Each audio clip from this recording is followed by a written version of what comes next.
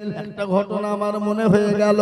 বিশ্ব নবী 3 দিন 4 দিন ক্লান্ত শরীর নিয়ে বাড়ি ফিরলেন। বাড়ি ফেরার পরে বলে, আয় খাদিজা, আপনার ঘরে কিছু খাবার আছে নাকি? যে দয়ার নবীকে আল্লাহ গোটা মক্কার জমিনে গোটা পৃথিবীটাকে সোনার পাহাড় তৈরি করে দিতে চেয়েছিলেন, আল্লাহর নবী নেন না। আল্লাহর নবী একবার তো চাইতে হতো না, একবার যদি আল্লাহর দিকে ইশারা করত, আমার আল্লাহ গোটা পৃথিবীটা আমার রাসূলের জন্য সোনার পাহাড় তৈরি করে দিত। দিত না গো, কথা কর না কেন? দিত। কিন্তু দয়ার নবী 3 দিনের না খাওয়া হযরত খাদিজাকে বলেন, খাদিজা, আপনার ঘরে কিছু খাবার আছে নাকি? খাদিজা বলেন, ইয়া রাসূলুল্লাহ, নবী গো, পাশের বাড়ি থেকে 4টে খেজুর দিয়ে গেছে আর 1 পেয়ালা দুধ। দয়ার নবী, আমি 2টো খেজুর খেয়েছি আর 2টো খেজুর আপনার জন্য রেখেছি, আর 1 পেয়ালা দুধের অর্ধেক আমি খেয়েছি আর অর্ধেকটা আপনার জন্য রেখেছি গো নবী। বিশ্ব নবী, দয়া নবী, রাহমাতুল লিল আলামিন রে বাবা, আল্লাহর নবী বলুন তো, ক্ষুধার্ত অবস্থায় 1 পেয়ালা দুধের হাফ পেয়ালা দুধ আর 2টো খেজুর কি পেট ভরে? আল্লাহর নবী, দয়ার নবী, বিশ্ব নবী ওই হাফ পেয়ালা দুধ আর 2টো খেজুরের মধ্যে 1টা খেজুর খেলেন আর 1টা খাওয়ার পরে খাদিজাকে বললেন, আয় খাদিজা, আমি আপনাকে আমি একটু খেজুর মুখে দিতে চাই। খাদিজা বলেন, রাসূলুল্লাহ, ও আমার প্রাণের স্বামী, আমার খেজুরের প্রয়োজন নাই, স্বামী গো, আমি 2টো খেয়েছি, আপনি খেয়ে নেন। হ্যাঁ, বসেন, ঠিক বলবো না কথা না, হায় হায় হায় হায় হায়, বলবো তো বটে, টেনশন না, কিন্তু আমি বেশিক্ষণ বলতে পারবো না, আমি মেলা দূর যাবো, ওই কুচবিহার যাবো রাতে। ভাইরা আমার, বাবাজি বলেন, আল্লাহ ওয়ালা দিন ওয়ালা সুরালের মা খাদিজার সামনে আল্লাহ রাসূল খেজুর নিয়ে গিয়ে বলেন, ও খাদিজা, একটু খেজুর আপনার মুখে দিয়ে দিই। খাদিজা বলেন, স্বামী গো, আমার খেজুরের প্রয়োজন নয়, আমি 2টো খেয়ে নিয়েছি, ও গো স্বামী, আপনি পান খেয়ে নিন। আল্লাহর নবী খেজুর খেতে খেতে খাদিজা শরীরের দিকে লক্ষ্য করলেন, কাপড়ের দিকে লক্ষ্য করলেন। হযরত খাদিজা কাপড়ের ভিতরে 1 নয় 2 নয় 52টা আপনার তালি দেওয়া আছে। কটা তালি? হযরত খাদিজাতুল কুবরা রাদিয়াল্লাহু তাআলা আনহার শরীরের দিকে লক্ষ্য করলেন, কাপড়ের দিকে নবীজি লক্ষ্য করলেন। আল্লাহ নবী দেখছেন মা খাদিজার শরীরটা দিয়ে কাপড়, যে কাপড়টা দিয়ে ঢাকা, সে কাপড়টা 1টি নয় 2টি নয় 52টা তালি দেওয়া আছে। বিশ্ব নবী বললেন, খাদিজা, আপনার সঙ্গে এতদিন বিবাহ হয়ে গেল, আপনি একটা বারের জন্য আমার কাছে কোনোদিন বললেন না, বাজার আনতে বললেন না, একটা দিনের জন্য বললেন না, স্বামী গো, একটা আমার জন্য কাপড় আনবেন, এই কথাও বললেন না। ও খাদিজা, আমি আপনাকে বিবাহ করেছিলাম, 40 মুন স্বর্ণ নিয়ে আমি আপনাকে বিবাহ করেছিলাম। ও খাদিজা, আমি গরু ছাগল ভেড়া মুরগি উট দুম্বা নিয়ে আমি আপনাকে বিবাহ করেছিলাম। আমি কোন পথে কোন রাস্তায় খরচ করলাম, একটা দিনের জন্য আপনি আমার কাছে জানতে চাইলেন না। এ বাবা, ভাইরা, আজকে আমাদের বাড়ির বিবিদের পোশাক আছে না নাই? জোরে বলুন। সপ্তাহে একটা করে লাগবে। আবার এমন বউ আছে, প্রত্যেক দিন জিনিস নিয়ে যেতে হবে, নাহলে স্বামীর পিঠ পাঠিয়ে দিবে মারিয়ে। কি বুঝছেন আপনারা বলেন? এই বোর হাতে মার কে খেয়েছেন? হাত তুলেন দেখি। কেউ তুলবে না। আল্লাহু আকবার, আল্লাহু আকবার। আচ্ছা, বউ মারিয়েছেন কারা কারা, একটু হাত তুলেন। ওটাও তুলবে না। ও দেখছে মান সম্মানের ব্যাপার, বউ মারা হাত তুললে তো বিপদ হয়ে যাবে নাকি? হ্যাঁ, বউ মারে কারা? বউ কারা মারে? কাপুরুষ যারা। কথা বললেন না আমার কথা? হ্যাঁ, বউকে মারা হবে। আজকে অনেকে বউকে লেদে করে না, অনেকে বউকে গালিগালাজ করে না। শোনাবো আপনাদেরকে, বসবেন, শুনবেন নাকি শুনবেন না বলেন? শুনবেন তো নাকি? বিশ্ব নবী বলেন, খাদিজা এতদিন বিবাহ হয়ে গেল আপনার সঙ্গে আমার, 40 মণ স্বর্ণ নিয়ে আমি আপনাকে বিবাহ করলাম, কোনদিন আমাকে জিজ্ঞাসা করলেন না স্বামী গো এতগুলো সম্পদ আপনি কোন দিকে খরচ করলেন? আর আজকে আমাদের বাড়িতে স্বামী যদি 10 থেকে 20 টাকা খরচ করে ফেলে, বাড়ির বিবিরা কৈফিয়ত চাই কোথায় খরচ করেছে বলো, কোথা থেকে এনেছে বলো? তাও তো নিজের ইনকামের টাকা নাকি মিছেন আপনারা বলেন? আর শ্বশুর বাড়ি থেকে যদি টাকা লাওয়া হয়, ওই বইয়ের মতি গতি আলাদা হয়ে যায়, ঠিক কিনা ধরে বলুন?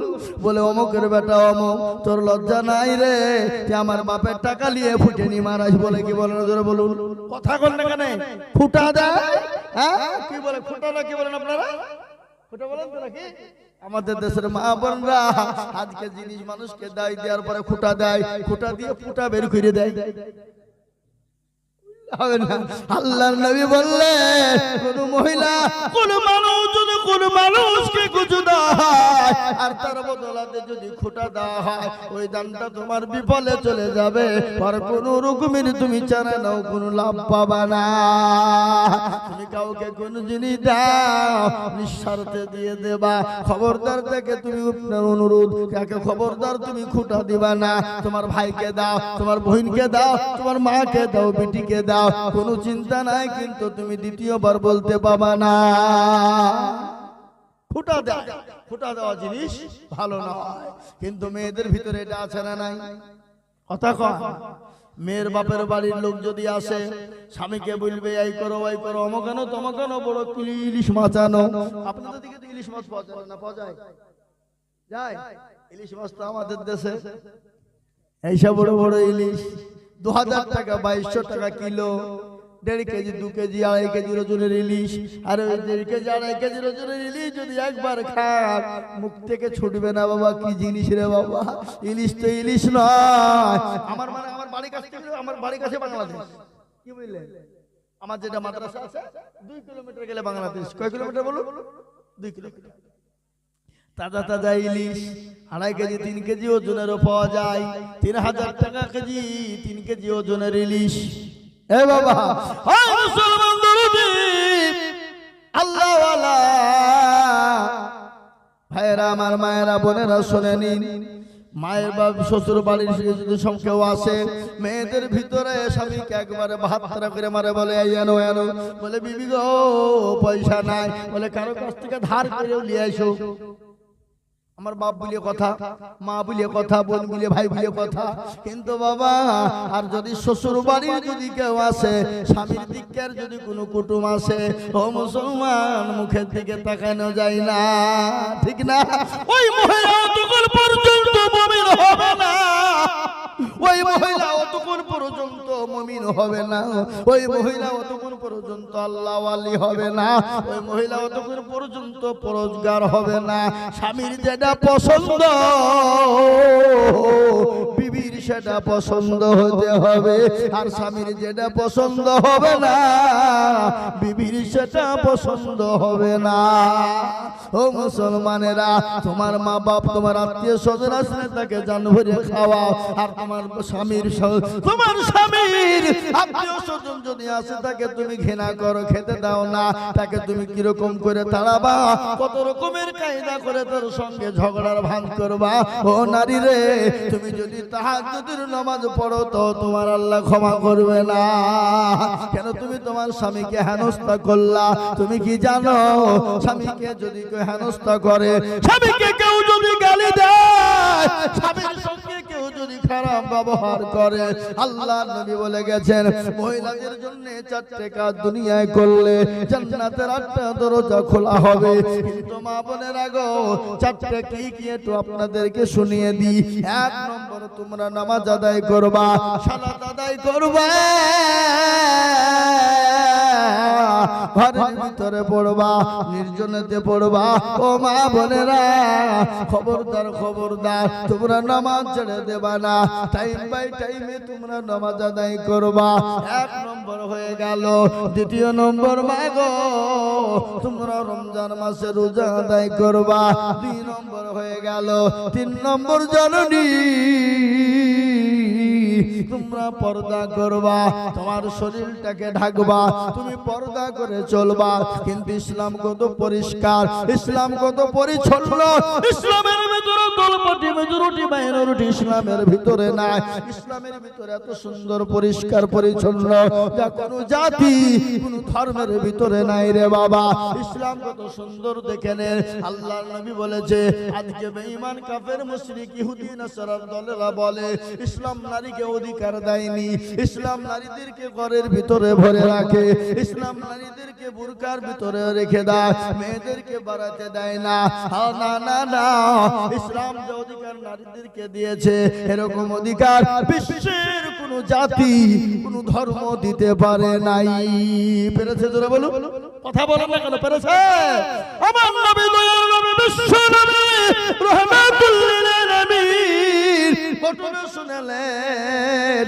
প্রতিটি মায়েদের হয়, ও মুসলমান গো, যদি মায়েদের ওই জিনিসটা না হতো, আপনি আমি আপনি তিনি সে তিনি প্রধানমন্ত্রী মুখ্যমন্ত্রী জন্ম হতো না। সেই জিনিসটা কি? সেটা হলো মা বোনদের একটা পিরিয়ড হয়, প্রত্যেক মাসে মাসে একটা পিরিয়ড হয়, হয় না? হয় না? কথা বলেন না কেন? প্রত্যেক মাসে মাসে মা বোনদের একটা পিরিয়ড হয়। ওই পিরিয়ডটা হওয়ার মানে কি জানেন? ওই পিরিয়ডটা হওয়ার মানে মা বোনদের শরীরের ওই নোংরা জমাট বাঁধা রক্তগুলাকে ফিল্টার করে বের করে দেওয়া হয়। শরীরের রক্তগুলো সৌন্দর্য হওয়ার জন্য মাসিক একটা পিরিয়ড হয়। ওই পিরিয়ডের কারণে আপনি আমি দুনিয়া জমিনে মুখ দেখতে পেয়েছি রে বাবা। যদি এই পিরিয়ডটা না হতো, আপনি আমি সে তিনি দুনিয়ার জমিনে তৈরি হতো না। ও মুসলমান, সেই জামানায় ইলমে জাহিলিয়াতের জামানায় মহিলাদের যখন পিরিয়ড চলতো, সেই সময় মেয়েদেরকে জঙ্গলে রাখা হতো, গর্তে ফেলে দেওয়া হতো। আল্লাহর নবী, বিশ্ব নবী, তিনি এত বড় সুপ্রিম, এত বড় জাস্টিস, এত বড় ইনসাফ বলা যায়। দয়ার নবী ওই মহিলাদেরকে গর্ত থেকে টেনে তুলে আল্লাহর নবী তাদেরকে রানীর সিংহাসনে বসার জায়গা করে দিয়েছে রে বাবা। ও মা বোনেরা গো, তোমাদের মর্যাদা কত বেশি, তোমাদের মূল্য কত বেশি, তোমাদের দাম কত বেশি গো মা। 3 নম্বর হলো তোমরা পর্দা করবা। আর পর্দা হলে তুমি মনে করছো না কিছু করা যাবে না, বলে না, করা যাবে। আপনি পর্দা করবেন, আপনি মাঠে যান, আপনি বাড়িতে যান, আপনি বাজারে যান, আপনি চাকরি করেন, স্কুলে যান, কলেজে যান, ইউনিভার্সিটিতে যান, যেখানে মন যান। কিন্তু মা গো বোনেরা, আপনারা পর্দা করে চলবেন গো মা। পর্দা 3 নম্বর। 4 নম্বর হলো স্বামীর খিদমত করবে, স্বামীকে ভালোবাসবে, স্বামীকে মহব্বত করবে, স্বামীর সঙ্গে ভালো ব্যবহার করবে। খবরদার খবরদার, স্বামীর সঙ্গে খারাপ আচরণ করবে না। কোন মা যদি তাহাজ্জুদের নামাজ পড়ে আর স্বামীকে গালি দেয়, আল্লাহর নবী বললেন ওই মহিলা আল্লাহ জান্নাতে কোনোদিন যাবে না, কোনোদিন যাবে না। মেয়েরা যদি তাহাজ্জুদের নামাজ পড়ে, কোরআন তেলাওয়াত করে, জিকির করে, তাসবিহ পড়ে, আল্লাহ আল্লাহ করে, এ মুসলমান, তাহলে ঠিক যদি স্বামীকে ভালোবাসা না দেয়, মহব্বত না করে, স্বামীর সঙ্গে খারাপ ব্যবহার করে, স্বামীর সঙ্গে তর্ক করে, স্বামীর সঙ্গে আপনার খারাপ আচরণ করে, ওই মহিলা কোনদিন আল্লাহর জান্নাতে যেতে পারবে না। যাহোক ভাইরা আমার, তাই মা খাদিজা রাদিয়াল্লাহু তাআলা আনহা আল্লাহর নবীকে বলছেন, নবী গো, ওগো আমার প্রাণের স্বামী, আমি তো জানি আমার স্বামীর ইনকাম কেমন, আমি কি করে আমার স্বামীকে বলবো আপনি আমার জন্য কাপড় আনবেন? আমার স্বামী কোথায় পাবে? আর আমি আমার সম্পদ আমার স্বামীকে দিয়েছি। আমার স্বামী তো রাহমাতুল লিল আলামিন, দয়ার নবী, বিশ্ব নবী। আমার স্বামী কোনো পয়সা অন্যায় পথে খরচ করবে না, খারাপ পথে খরচ করবে না। আমার রাসূল দয়ার নবী, তিনি ইসলামের জন্য খরচ করবে, এটা আমার জানা। আল্লাহর নবী বলছেন, ও খাদিজা, আপনার সঙ্গে এতদিন বিবাহ হয়ে গেল, আপনি কোনোদিন আমার কাছে কোনো জিনিস চাইলেন না।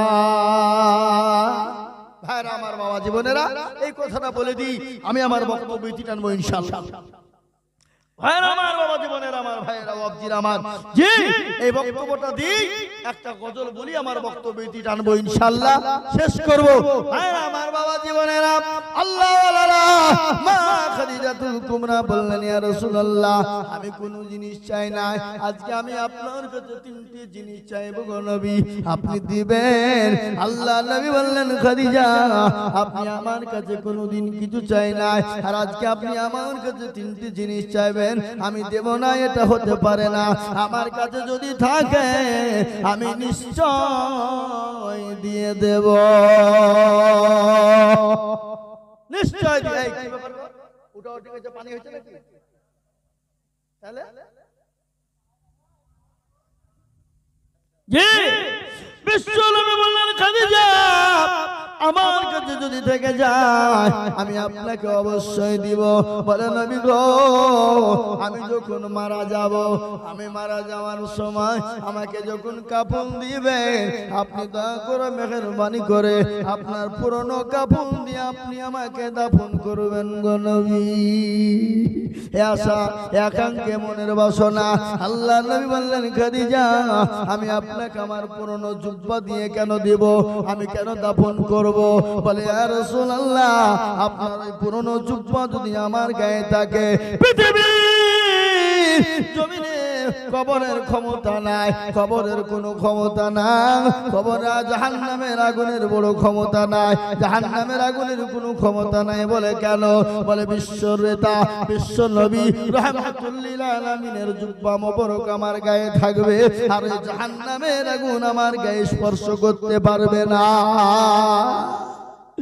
এক নম্বর হয়ে গেল, ইয়া রাসূলুল্লাহ।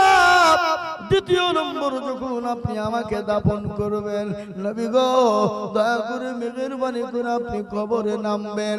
ওগো নবীজি, আপনি আমাকে কবরে নেমে দাফন করবেন। আল্লাহর নবী বলেন, খাদিজা রে, আমি আপনাকে কবরে নেমে কেন দাফন করব বলো? বলে, নবী গো, আমি খাদিজা যদি আযাবের মধ্যে গ্রেফতার হয়ে যায়, মাটির এত বড় ক্ষমতা নাই, আমার বিশ্ব নবী যে মাটির নিচ দিয়ে হেঁটেছে, আর ওই কবরের মাটি আমাকে চাপন দিতে পারে। দুই নম্বর হয়ে গেল। তৃতীয় নম্বর, ওগো নবীজি, আপনি আমার কবরের পাশে ঘুরবেন গো নবী, আপনি আমার পাশে কবরে ঘুরবেন, আর আমার কবরের সংজমের আপনার প্রশ্নের উত্তরটা দিয়ে দেবেন। আল্লাহ নবীকে বললেন, আল্লাহ নবী বলেন, খাদিজা, আপনি চিন্তা করবেন না, আমি এই তিনটে কাজ আপনার মেনে নিলাম। হযরতে মা খাদিজা যখন দুনিয়া থেকে চলে গেল, আল্লাহ নবী মা খাদিজাকে দাফন করলেন। আল্লাহ নবী দাফন করার পরে বিশ্ব নবী কবরের পজর দিয়ে আপনার হাঁটাহাঁটি করলেন। সাহাবারা বলেন, নবী গো, আপনি ফিরে চলো। ও সাহাবারা, তোমরা চলে যাও। বলে, ইয়া রাসূলুল্লাহ, আপনি কেন যাবেন না? সঙ্গে সঙ্গে সাহাবারা বললেন, নবী গো, আমার জনম দুঃখিনী আমার বিবি খাদিজা, আমি নবী, আমার পাশে কেউ যখন ছিল না, আমাকে কেউ নবী বলে মেনে নিয়েছিল না, আমার পাশে কেউ যখন ছিল না, ওই খাদিজাতুল কুবরা তার সমস্ত জিনিস উজাড় করে দিয়েছিল আমার জন্য। যতক্ষণ পর্যন্ত আমি কবরের সংজমে জবাবের উত্তর না দিতে পারবো, আমি ততক্ষণ পর্যন্ত আমি নবী যাব না। সাহাবারা গেলেন, আল্লাহর তরফ থেকে জিবরিল আলাইহিস সালাম এসে বললেন, নবী গো, ওগো নবীজি, আপনি চিন্তা করবেন না, আমার আল্লাহ খাদিজার 3টে সওয়ালের জবাব আমার আল্লাহ দিয়ে দেবেন। সুবহানাল্লাহ। ও মুসলমান, আল্লাহ ওয়ালা দিন ওয়ালারা, তাই আমি আপনাদেরকে বলবো, বাপরে খবর বড় ভয়ঙ্কর, খবর বড় ভয়ানক, কিয়ামতের মাঠ বড় ভয়ানক, কিয়ামতের ময়দানটা বড় কঠিন। তাই সেখান থেকে বাঁচতে হলে আল্লাহর হুকুম নামাজ আদায় করতে হবে, আল্লাহর নবীর সুন্নতের উপর চিন্তা করতে হবে, আল্লাহর নবীর সুন্নতের উপর পাবন্দী থাকতে হবে, এবং সবথেকে বড় হুকুম 5 ওয়াক্ত নামাজকে আমাদেরকে সহি শুদ্ধভাবে আদায় করতে হবে, সহি সালামতে সহি শুদ্ধভাবে আদায় আমাদেরকে করতে হবে। আল্লাহ আপনাকে আমাকে সুন্দরভাবে সহি শুদ্ধভাবে নামাজ পড়ার তৌফিক দান করুন এবং আল্লাহর নবীর সুন্নতের উপর পাবন্দী করার তৌফিক দান করুন। আমি আপনাদের কাছে গজলটা বলি, আমি আমার বক্তব্যটি টানবো। আজ মন মন চঞ্চল রে ভাই, ধরে দুটি আখি বুঝাইলে বুঝনা মোর তুই কুল জঙ্গলের পাখি রে।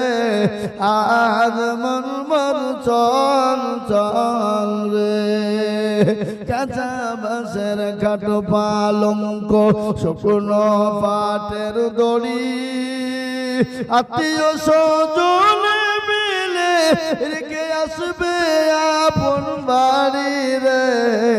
আজ মন মন চঞ্চল রে, ফুলের পাতা গরম পানি গোসল করবে, গোসল করে মরুতুর কাপুন পরাইবে রে।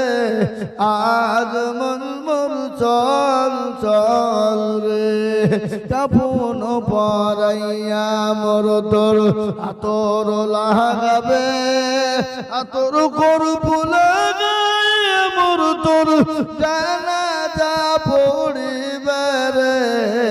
আজ মন মন চঞ্চল রে,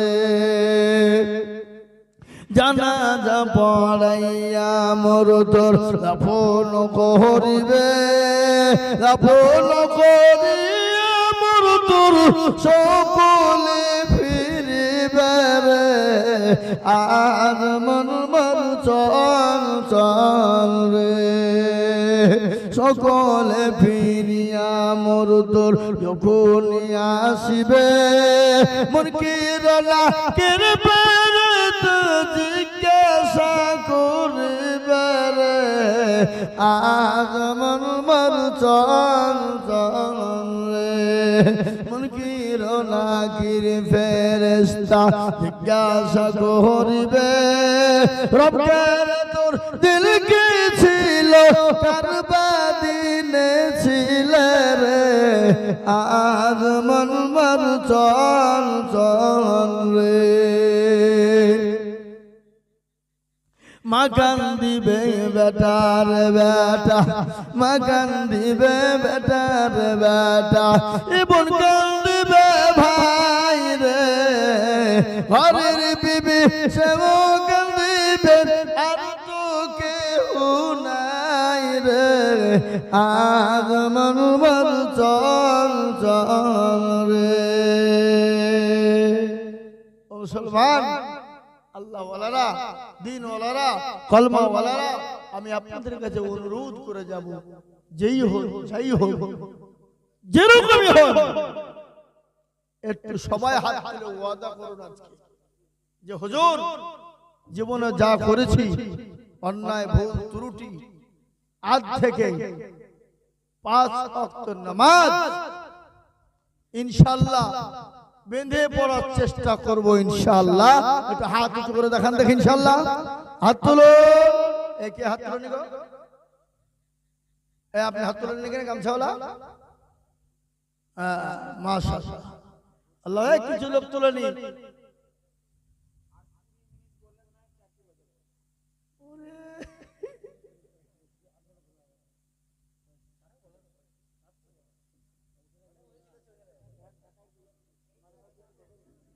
আমি ব্যাপারটা বলে গাড়ি পাবো, গাড়ি মানে আমি যাবো কাল বহু দূর, কুচবিহারে বলছিলাম। জি ভাই আমার বাবা জীবনের আল্লাহওয়ালা, দিনওয়ালা, ইমানওয়ালা, কলমাওয়ালারা, আমি আপনাদেরকে বলে যাই, নামাজ সবথেকে বড় সম্পদ। জি, যার নামাজ নাই তার কিচ্ছু নাই। কি নাই? যার নামাজ নাই কিছু নাই। কেন নামাজ পড়বো না ভাই?